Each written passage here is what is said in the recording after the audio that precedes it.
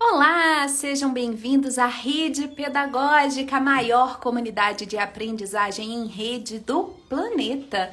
E nós estamos aqui na 15ª semana Rede Pedagógica Infância. Hoje é o 5º dia de programação ao vivo. Nós já tivemos agora há pouco aqui conosco a professora Rafaela Marques encerrando, o mini curso sobre letramento na infância e começa daqui a pouco com o professor Dr. Lino de Macedo o mini curso Psicopedagogia da Infância. Aproveita que o nosso conteúdo tá só começando, clica no aviãozinho que aparece aqui no cantinho da tela do seu celular e mande essa live para todos os seus contatos. Lembrando que as inscrições da 15ª semana Rede Pedagógica continuam abertas em redepedagógica.com.br. E além de assistir às lives ao vivo aqui no Instagram e no Facebook, além de assistir também às videoaulas no YouTube,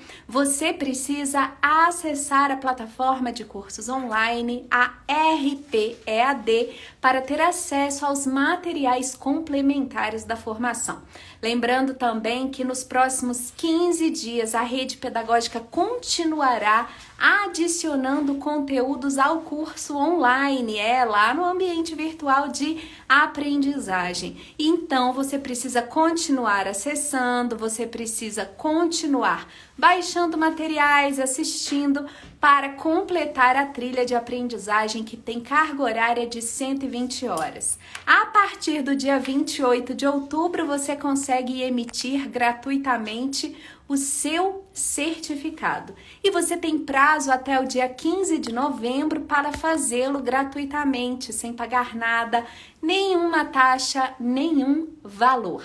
Após o dia 15 de novembro, esse conteúdo se torna de acesso exclusivo aos assinantes da rede. Seja um assinante da rede por no máximo R$10 por mês. Assine em redepedagógica.com.br.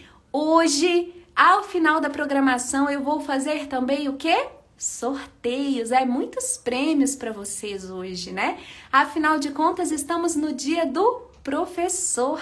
Parabéns a todos os professores, a todas as professoras, aqueles que ainda estão estudando para ser professores, aqueles que já estão aposentados também.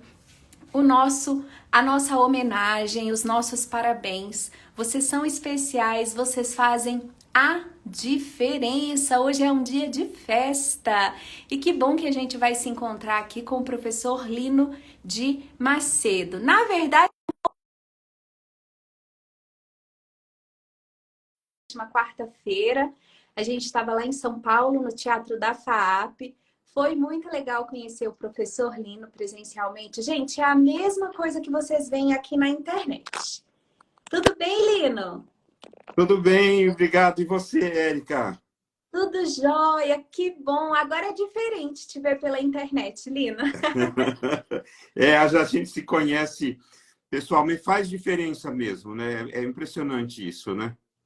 Faz diferença. Mas olha, Lino, confesso que eu fiquei muito feliz de encontrar a mesma pessoa alegre, Ai, que disposta e beleza. sorridente, né? Que eu conheci aqui pelas câmeras, depois presencialmente.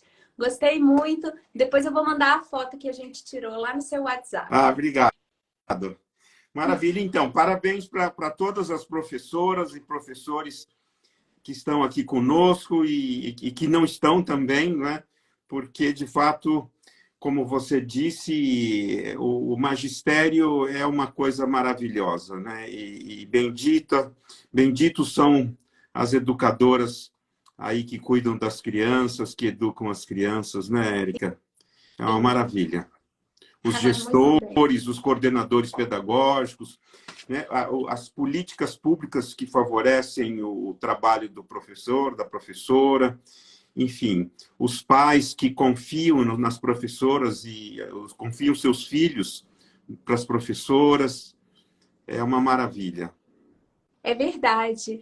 E a gente precisa lembrar também dos professores que já estiveram conosco, não é, Lino? É Eu sim. fiz uma live ontem, sabe, com a Rafaela Marques, né? A Rafaela é da área de alfabetização e a gente lembrou com muito carinho também, em homenagem, das grandes alfabetizadoras que nos deixaram esse ano, É né? A verdade. Ana Teberoski, a Emília Ferreiro e a Magda Soares. E É. eu acho que elas estão alfabetizando a beça lá no céu, hein?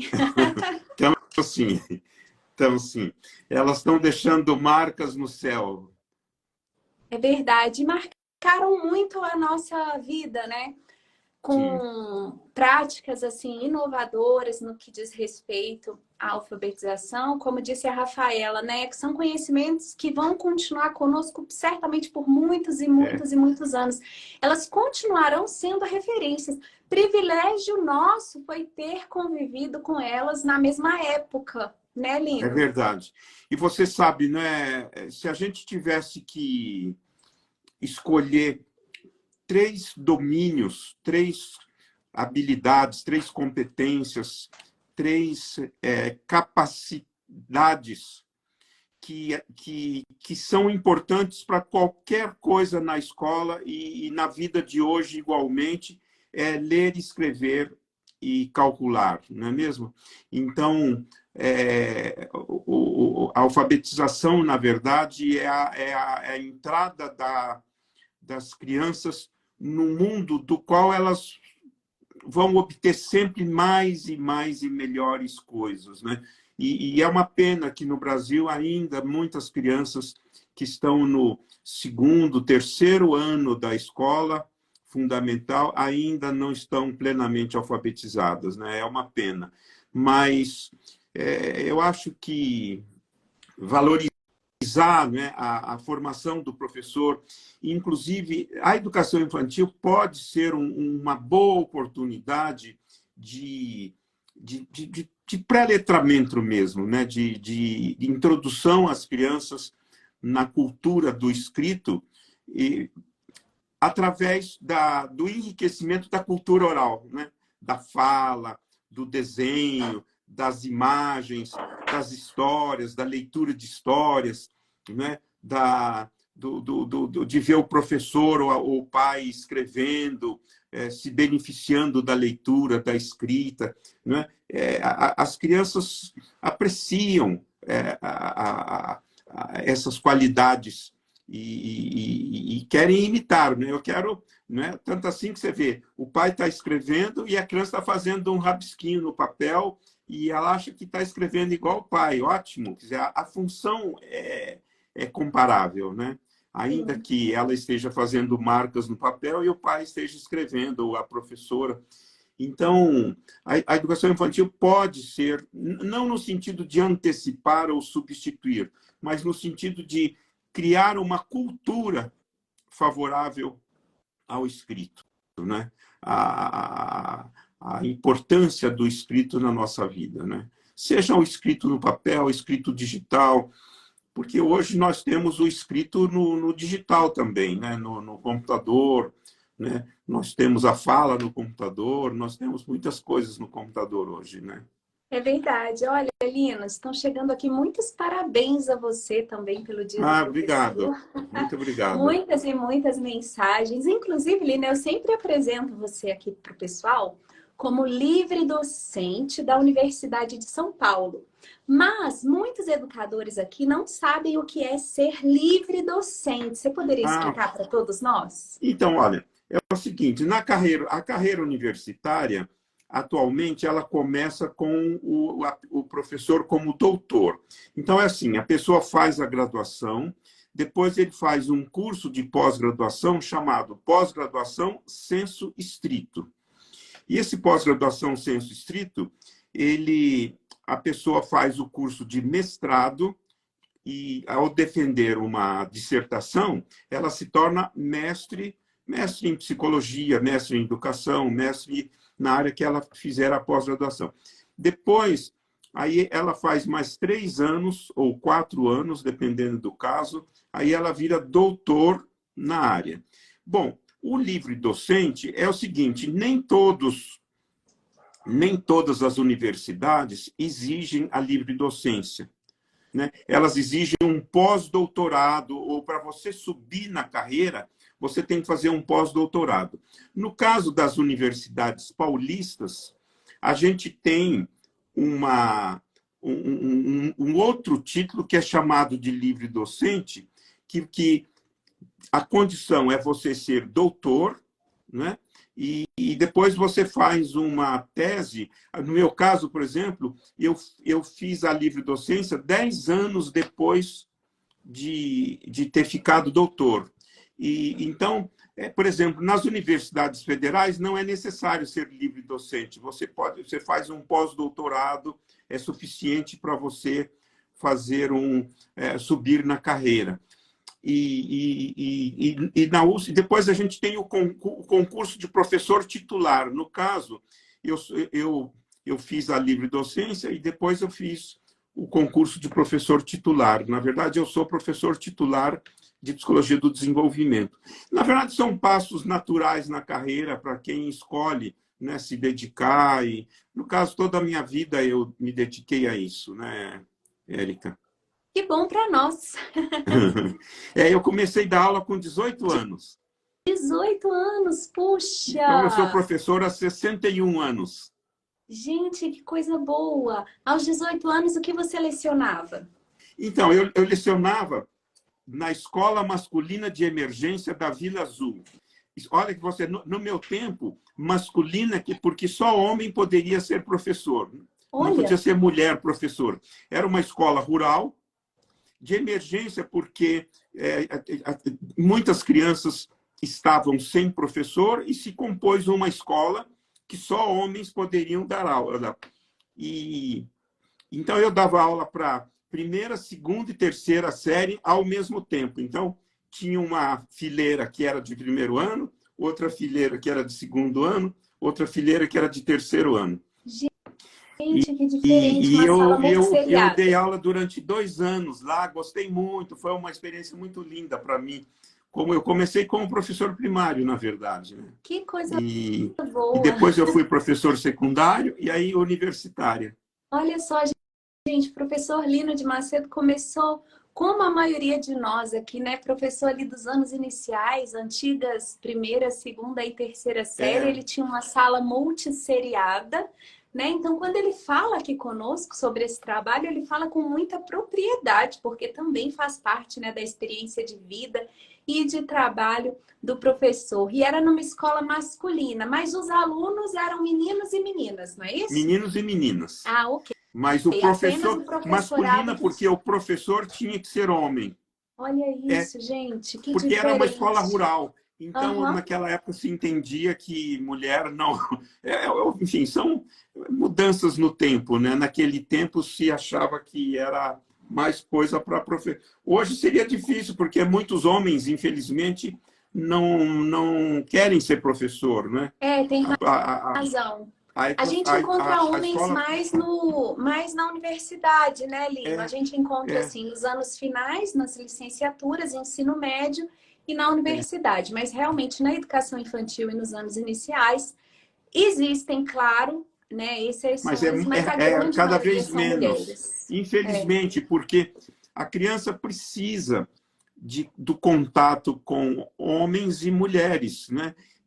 Ela gosta tanto assim que muitas vezes eles ficam enlouquecidos com o professor de educação física, que é um homem, porque eles precisam dos dois. Esse é um problema, não é? Muitos lares hoje, os homens não foram embora, é um lar monoparental, e na escola nós não temos figuras masculinas. É uma pena, porque a criança precisa de muitas referências, não é? Verdade, ela aprende com as referências. Mas, enfim, são coisas que... É uma pena, porque a profissão de professor, sobretudo, ainda não é muito valorizada, né? No jornal, até hoje, eles estavam comentando com isso. É uma pena, porque é uma profissão tão linda, né? Tão digna, tão valiosa. É verdade. Pode ficar sem um professor, né? Uma professora no mundo de hoje. Mas, enfim...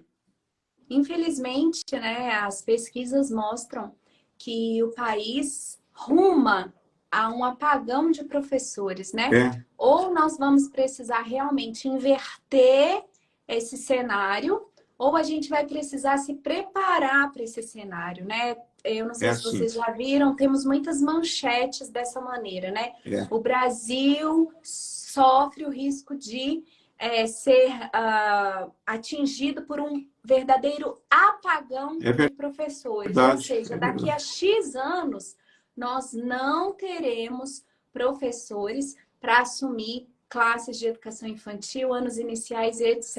E por questões óbvias, né, Lino? E, Como você está e, dizendo aí, a questão do gênero, é, a falta de valorização, isso, a falta de perspectiva, a violência, tudo. é.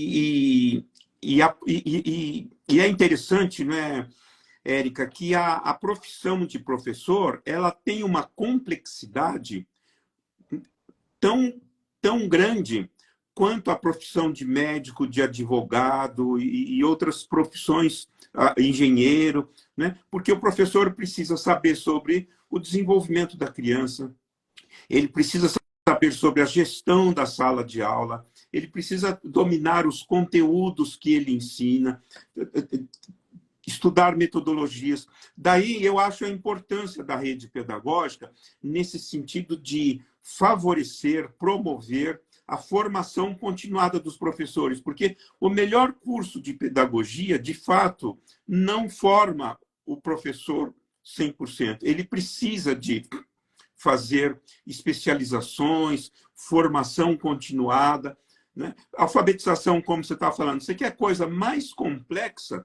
e Nossa, é muito importante difícil. do Uhum. que a alfabetização. E se a gente for olhar num curso de pedagogia, às vezes a alfabetização ela se reduz a uma disciplina, quando muito.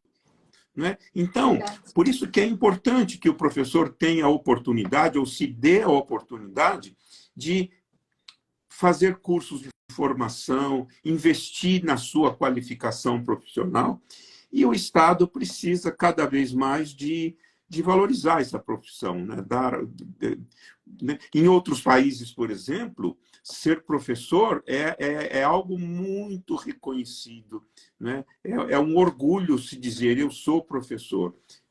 Infelizmente, no Brasil, ainda nós não temos esse reconhecimento. Não Né? temos. Enfim, Professor, enfim, professor Lino até disse, né? Mesmo o melhor curso de pedagogia não nos prepara para a sala de aula. E olha, Lino, que a gente nem está podendo dizer melhores cursos pois de é, pedagogia.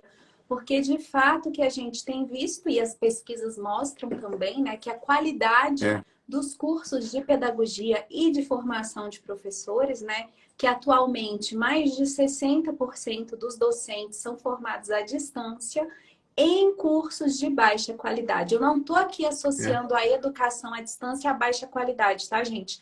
Mas a maioria está sendo formada em cursos de é educação à verdade. distância e são cursos de educação à distância sem qualidade. Inclusive, Lina, eu fiquei muito assustada quando eu vi nessas mesmas pesquisas que a maioria dos estudantes se formam sem cumprir as horas de estágio Isso. obrigatório, né? O que é muito triste, muito preocupante, porque é como você colocar um médico, afinal de contas a importância é a mesma, a complexidade é a Claro, mesma. claro. É como você colocar um médico que não tem prática nenhuma numa sala de cirurgia. Olha o É, risco que o paciente corre, né? O é. risco que as pessoas correm de serem submetidas a profissionais mal Você, formados. E você aí, tem toda a mais e razão. mais, a gente precisa buscar essa formação continuada, É. né? A formação inicial, infelizmente, ela está muito comprometida, em todos os sentidos. Isso que você falou, porque o estágio, a melhor faculdade, precisa que os alunos tenham um bom estágio, porque o estágio completa a formação. Tem coisas que o melhor curso não provê, que é a prática, que é a observação em campo, é o se relacionar diretamente com o professor em sala de aula, com as crianças, né?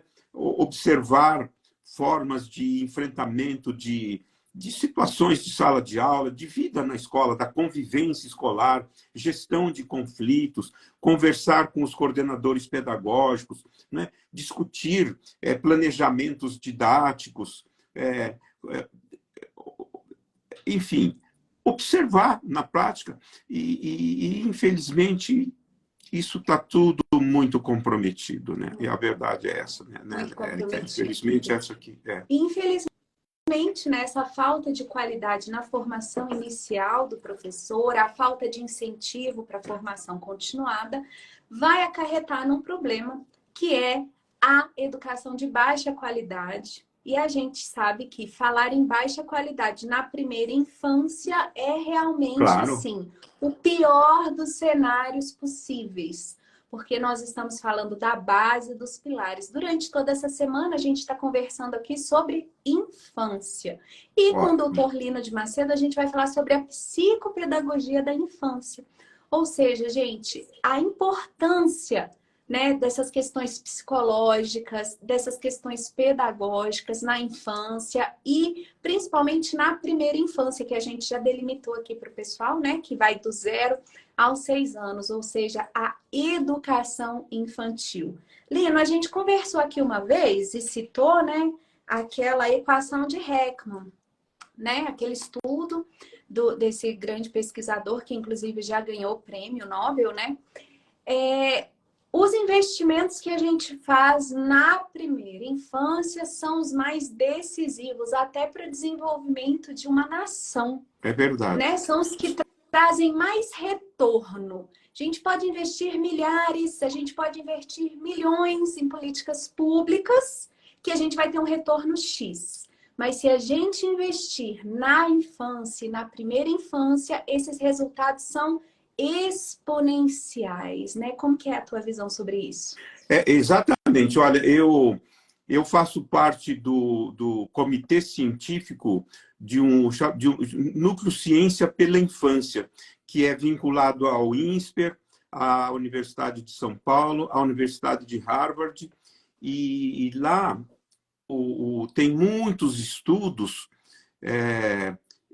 mostrando isso que você está falando, né? Ou seja, inclusive nesse núcleo se investe muito na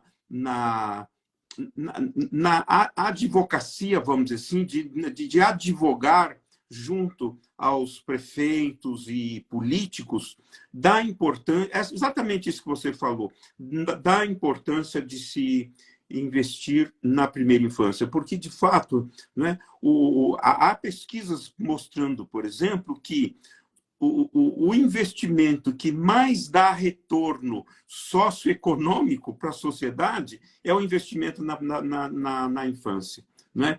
Agora, o que eu gosto de falar, como professor de psicologia do desenvolvimento, que a gente justifica o investimento, né, qualitativo e quantitativo na primeira infância em nome do futuro, mas também em nome do presente. Ou seja, uma criança feliz, que se alimenta bem, que se sente confiante junto das pessoas que cuidam dela e educam, uma criança que é cuidada na sua saúde, que tem uma casa boa, que tem uma vida que pode brincar, que pode festejar a vida, que pode ter um presente, né? Porque as crianças não têm nem passado nem futuro. Ou elas não têm passado porque elas nasceram hoje e elas não têm lembrança de ontem que elas nem existiam. E o futuro, as crianças, na verdade, não pensam. Quem pensa o futuro das crianças são os adultos, e fazem muito bem em pensar, porque vale a pena, como você bem lembrou.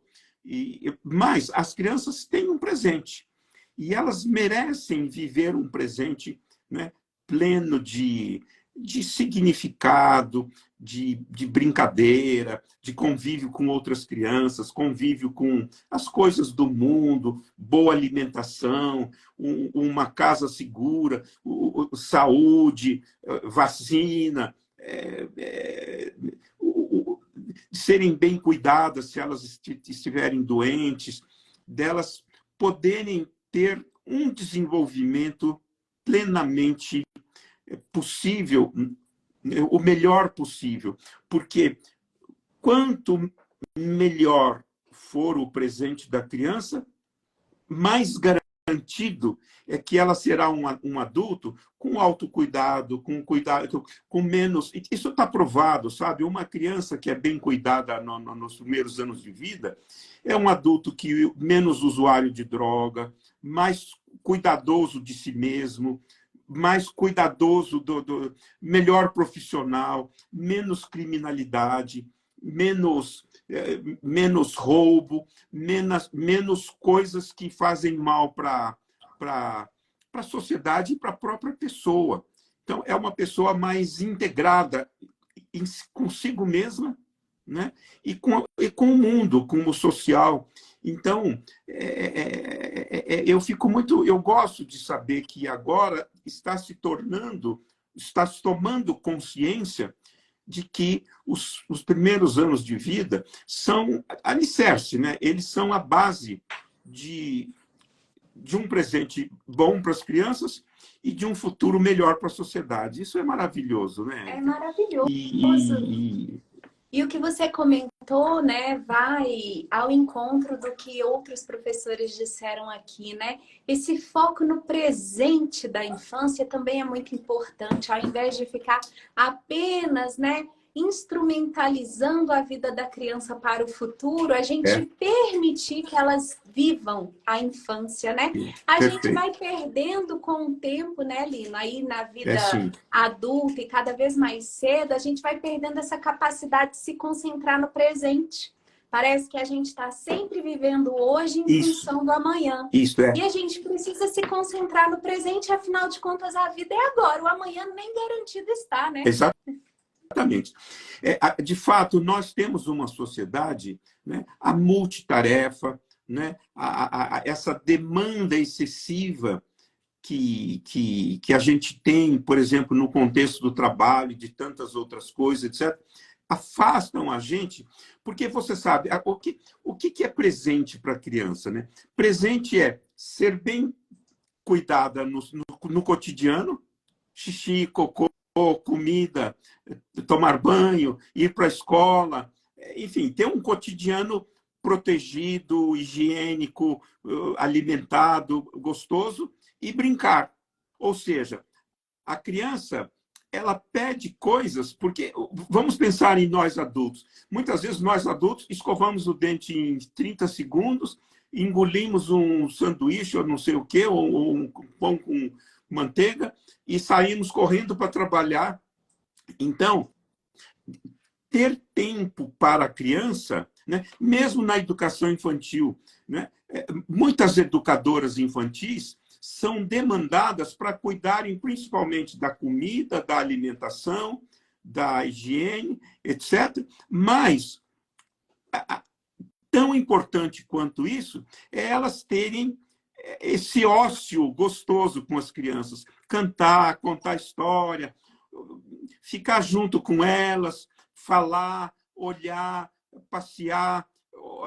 Ou seja, né, as crianças precisam quer dizer, uma sociedade consumista, apressada, exigente, multitarefa, super demandada, super preocupada com o trabalho, etc., não combina com criança que pede calma, gostosura, vamos brincar, que pede uma presença gostosa, calma, né?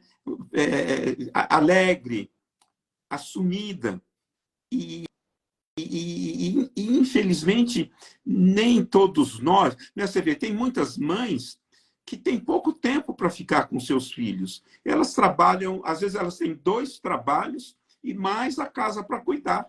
Quer dizer, eu não estou nem criticando, eu estou analisando, porque uma mãe, né, uma mulher que tem 2 trabalhos, um de manhã, outro à tarde, e à noite ela precisa cuidar da casa, fazer comida, limpar, tal. Que tempo que ela tem para os seus filhos? Muito pouco.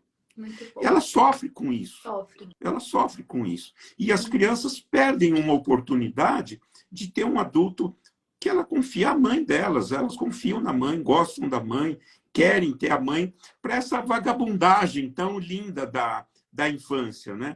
A infância é um tempo de alegria, de liberdade, né? A infância é um tempo de sonho, de fantasia, né? Sem pressa, né? A fantasia, o sonho, a liberdade não pedem pressa. Ao contrário. É verdade. E é um ensinamento que a gente pode trazer para a nossa vida adulta É aqui, né? verdade. Independente da idade de quem está assistindo, né, gente? Viver o hoje e viver o presente. Não ficar apenas se preparando para a aposentadoria, né? Acumulando para a terceira idade, porque o dia de amanhã, deixa para amanhã, É. né? Não é Pois viver é. de forma irresponsável também. Existem Não, muitas não, coisas não. que a gente faz hoje para ter um futuro melhor. Por exemplo, eu vou cuidar da saúde. Cuido da minha saúde hoje para viver hoje e, consequentemente, viverei melhor amanhã. Agora, focar só no amanhã, no dia seguinte, realmente não vale a pena.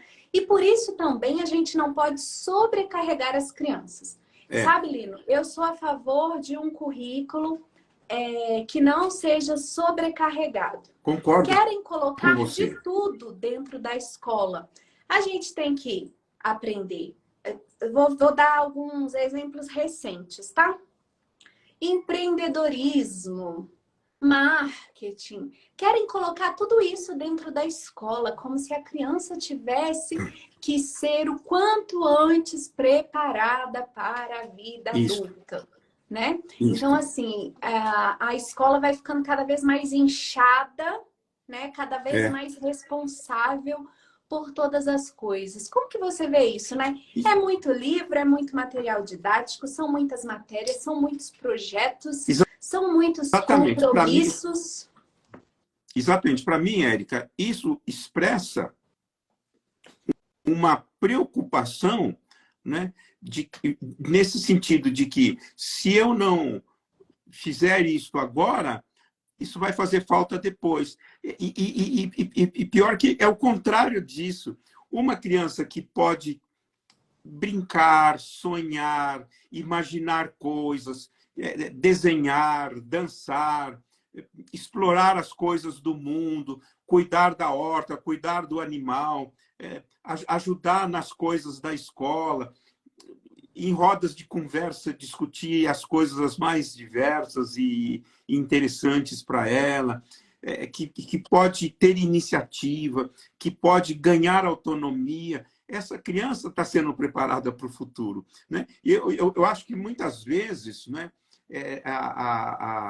parece que se a gente não soube, no fundo, é meio que uma situação parecida com um adulto, né? Se você não se sobrecarregar, se você não se encher de coisas, você não está fazendo tudo o que pode, né? E a criança é um tempo, a infância é um tempo de conhecer o mundo, conhecer a si mesmo, né? Ganhar autonomia, né? A autonomia não é só autonomia do corpo, né? Então agora eu cuido do meu xixi, do meu cocô, eu escovo os dentes. Não, autonomia é eu agora eu olho com os olhos da mente, eu sou capaz de ver o invisível, eu sou capaz de ouvir o inaudível, porque eu curti, descobri a interioridade do ser, né? Porque a criança precisa aprender a olhar para fora e aprender a olhar para dentro, ouvir o que se fala fora e ouvir o que ela fala dentro. E isso precisa de tempo, isso precisa de carinho, isso precisa de um olhar, de um contexto favorável. De fato, a gente é muito preocupado, às vezes, com coisas que não são as mais interessantes para o desenvolvimento da criança, sabe? A verdade é essa.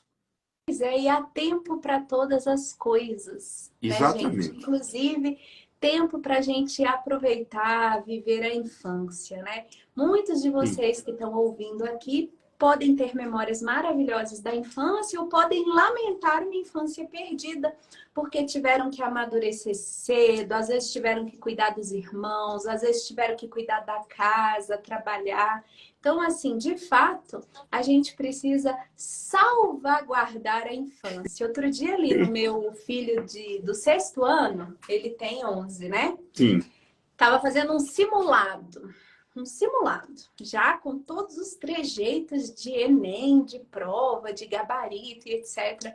E tinha depois que entrar com recurso em algumas questões, sabe? E ele nem aí para aquilo.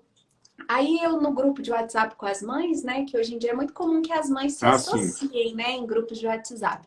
As mães estavam apavoradas, fazendo recurso das questões, e aí perguntaram se eu já tinha feito, se eu ia fazer. Eu falei assim, eu não vou fazer não. E também nem vou ficar no pé dele para ele fazer. Eu acho que ele tá tão pequeno para essas coisas. E a Claro. escola trazendo aquele discurso, nós já estamos preparando para o Enem. Eu falei, gente, daqui a 12 anos eu nem sei se a gente vai estar prestando exame nacional do ensino médio como a gente presta hoje. Acho que assim, é um desespero, não é, Alino? De antecipar as coisas. Eu acho, só que é tua gente, história, eu tô né? falando com um dos criadores do Enem, hein? Não, eu acho o seguinte, antecipar, prevenir é bom, antecipar, não. Mas eu queria retomar um comentário que você fez, que eu acho ele muito precioso, viu, Érica? Que é o seguinte, né? Eu acho muito interessante que professoras, educadoras, num contexto de formação, tenham oportunidade de fazer assim, de uma forma gostosa, lúdica, sem grandes preocupações, sem grandes... fazer uma recuperação da sua infância. Que infância que eu tive, onde eu morei, quem foram meus pais para mim naquela época, que fotos, que vídeos, que registros, que roupas, que lugares que eu morei, que cidades que eu morei, como é que foi minha vida, o que eu gostei, o que eu não gostei, como é que foi minha relação com meus irmãos, com meus tios, com meus primos, com os meus vizinhos, que animais que eu tive, enfim, fazer uma espécie de uma retomada daquilo que foi a infância, porque a verdade, né, Eric, é que muitas vezes a gente tem uma infância difícil, né, com doenças, com abusos, com violência, maus tratos.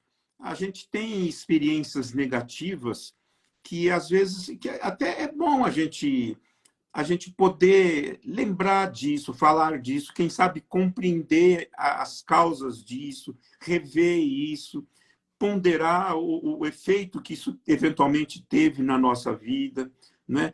Tentar compreender por que será que aquela pessoa que tão importante para mim fez isso que fez, né? Assim, de um jeito lúdico, gostoso, sem grandes, sabe? Recuperar o gostoso que foi, né? Recuperar eventos difíceis, às vezes a morte de uma pessoa querida, ou de um animalzinho querido, ou de um irmão, de um parente. Enfim, é muito interessante a gente criar uma narrativa, né? Compor uma narrativa sobre quem fomos nós, né? O que nós podemos ser, que coisas que nos afetaram positivamente, negativamente. E com olhos de adulto, a gente poder olhar para trás, né? E ver.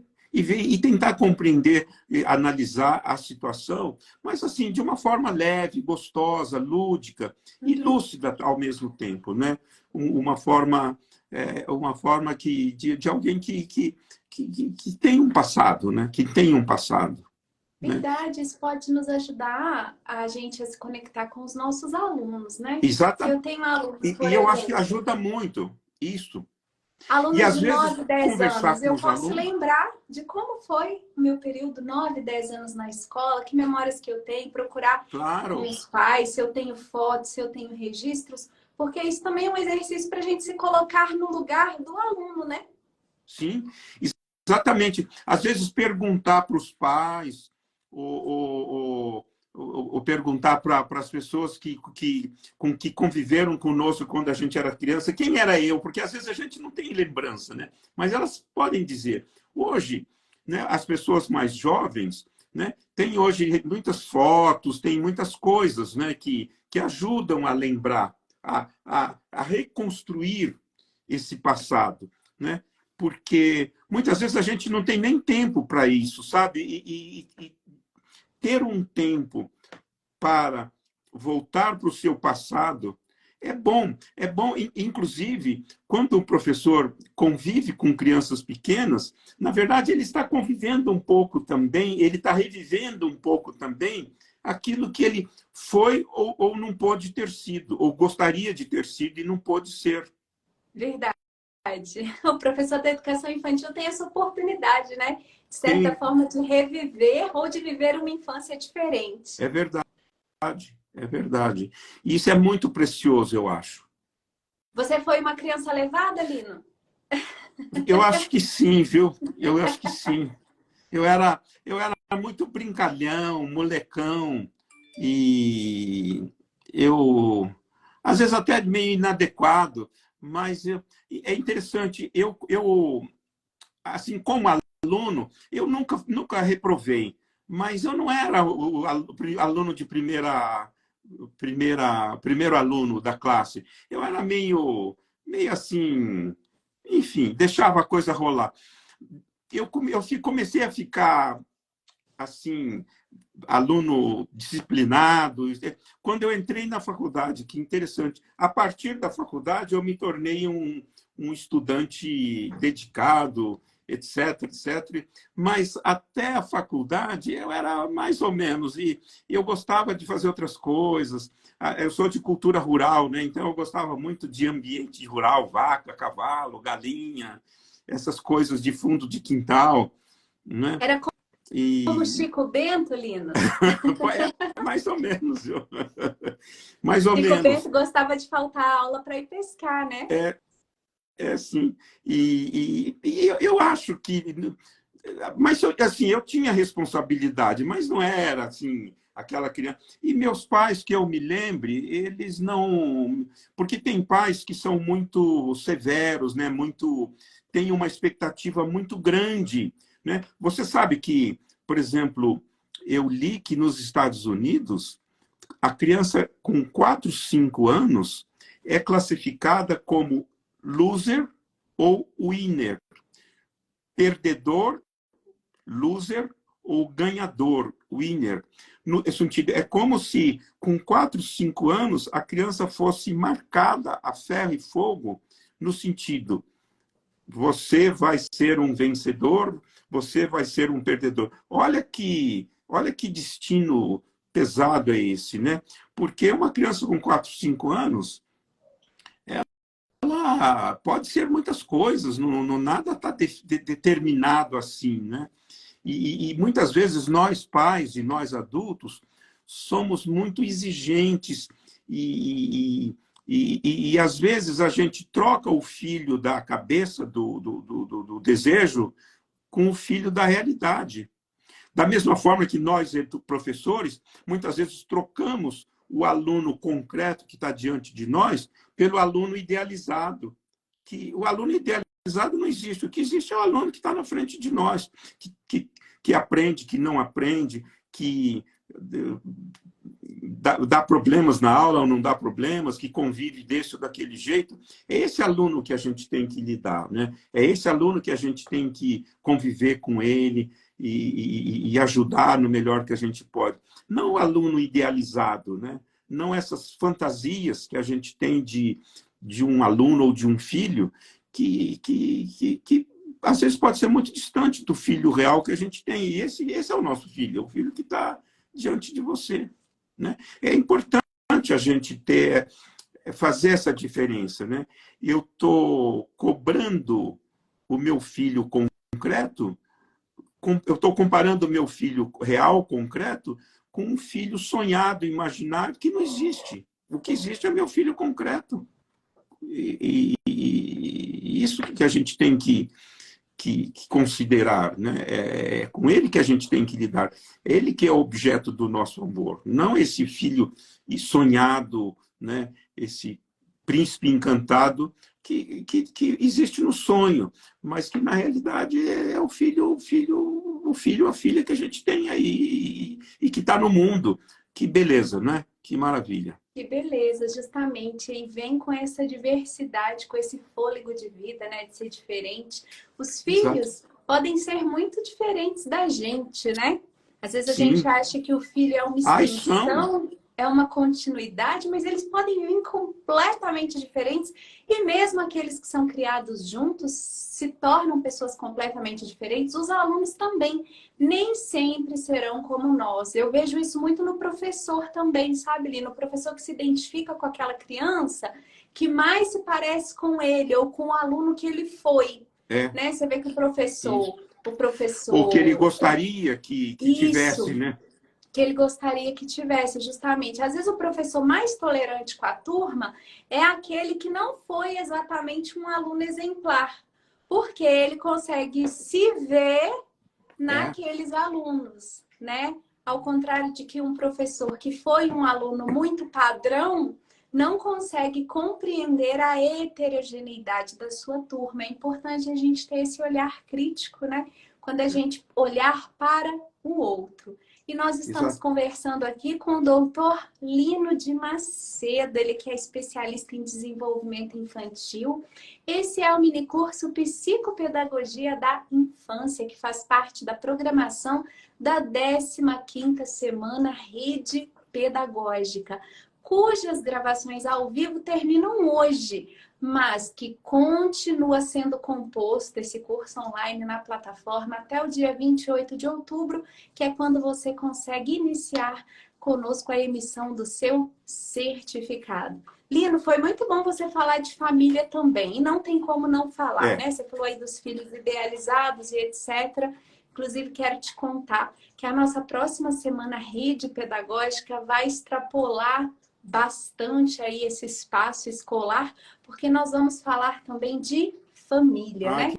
Na que próxima maravilha. semana rede pedagógica, a gente vai ter como tema família, escola, família.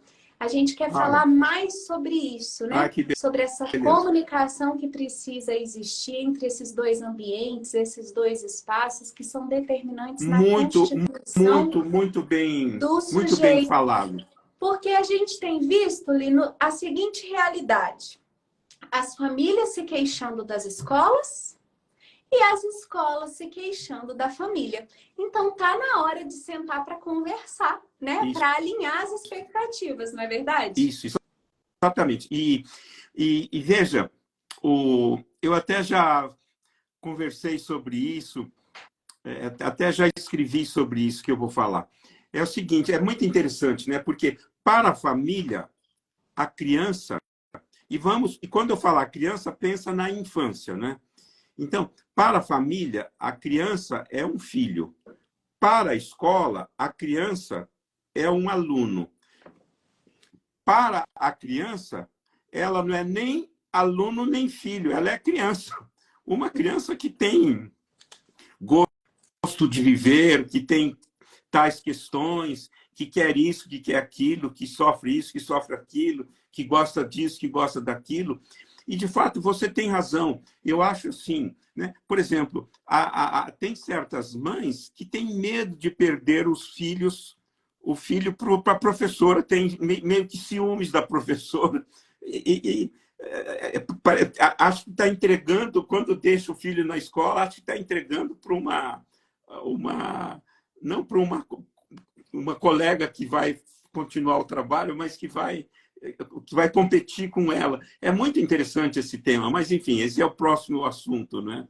É Mas verdade. muito bem escolhido. As E a escolas, pandemia sim, mostrou, né? A pandemia mostrou muito como que família e escola são duas instituições que precisam aprender a trabalhar juntas em favor do melhor para as crianças, né? Verdade. Para Elas não todas são as crianças. concorrentes, né? Não são concorrentes. Não, É ao dever, né, contrário. da escola e da família, sabe? Elas não são concorrentes. Infelizmente, às vezes a família vê a escola até como uma concorrente, né? Como É uma isso. concorrente ideológica. Muitas famílias temem o que seus filhos vão aprender na escola, por exemplo, de que aquele aprendizado possa ir contra os É, princípios e valores que aquela família é. tem.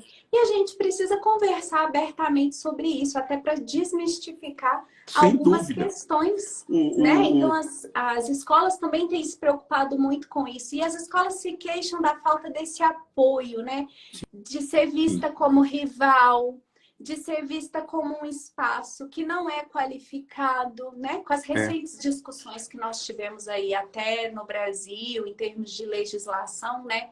No que diz respeito ao homeschooling, a escola foi muito desqualificada, né? Como uma Foi sim. instituição que não está preparada para oferecer o melhor para as nossas crianças. E a gente aqui na É. rede pedagógica não tem papas na língua, não. A gente conversa abertamente sobre tudo isso. Maravilha.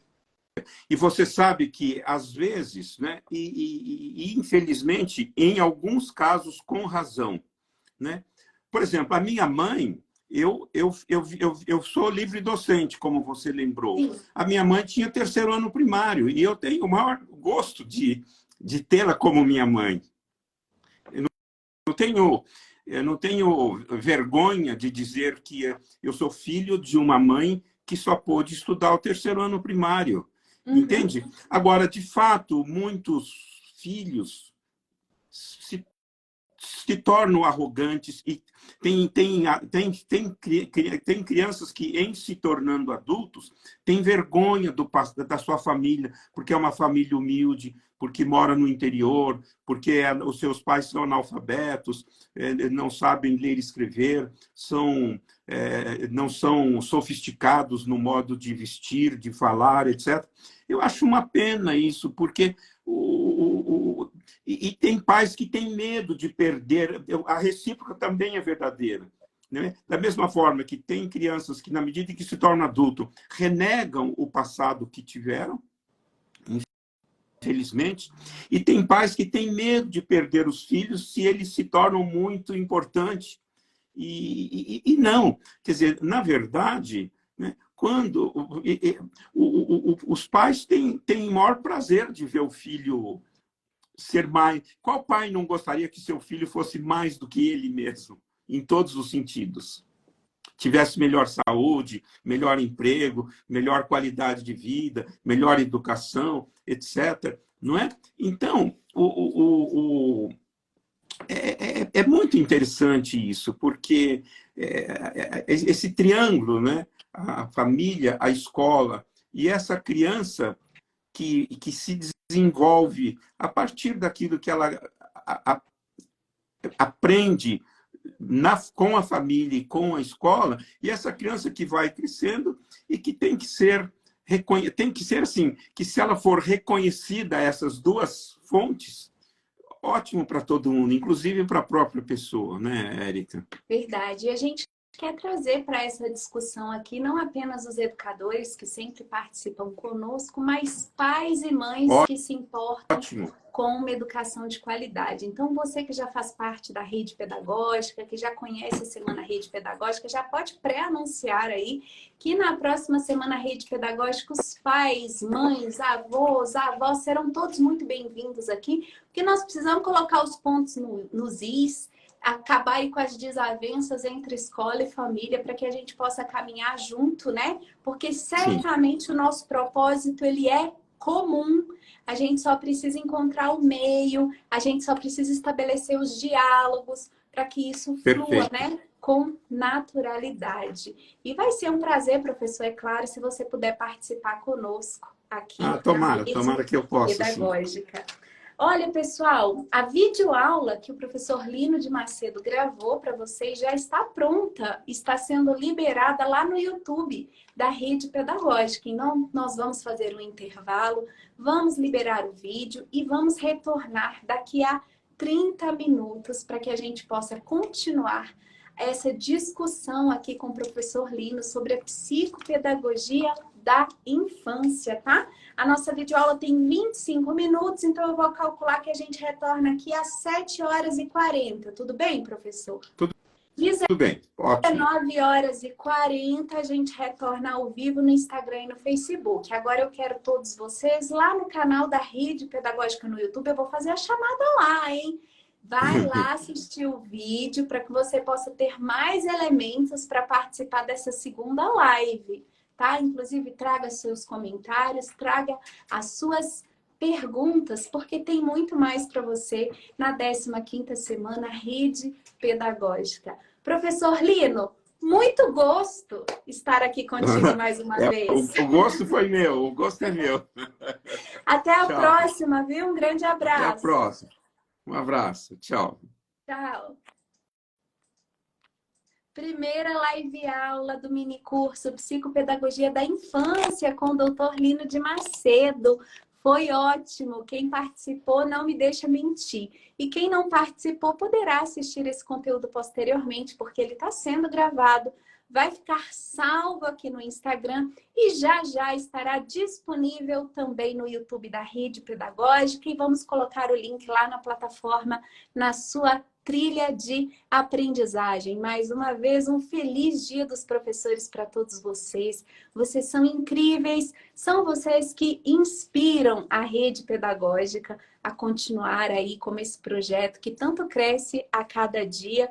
Eu, particularmente, gostaria de dizer que eu aprendo muito com todos vocês aqui. Fico muito feliz de também fazer parte da rede. Todo mundo agora para o YouTube.